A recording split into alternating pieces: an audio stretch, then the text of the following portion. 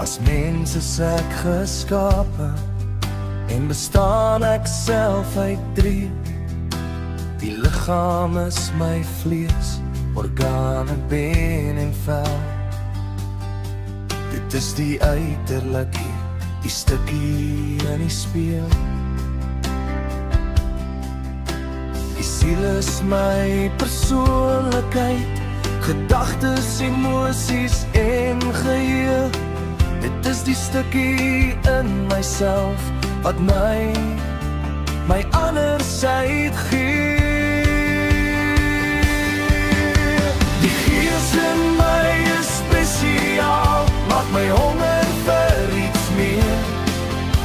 Dis hier waar daar leemte is, 'n leegheid sonder keer. Die leegheid word te erg vir my, my soeke is onvrugbaar, dit word net meer en meer.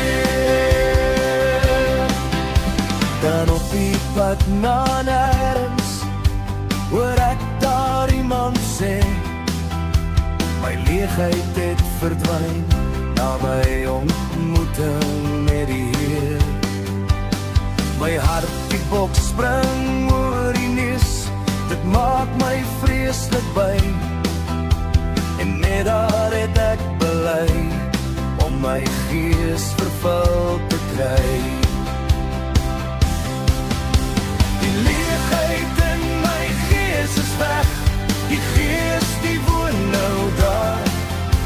Nou kan ek jou net vra, kan ek jou maar vertel, hoe dit vir jou ook moontlik is, om jou gees vervul te kry.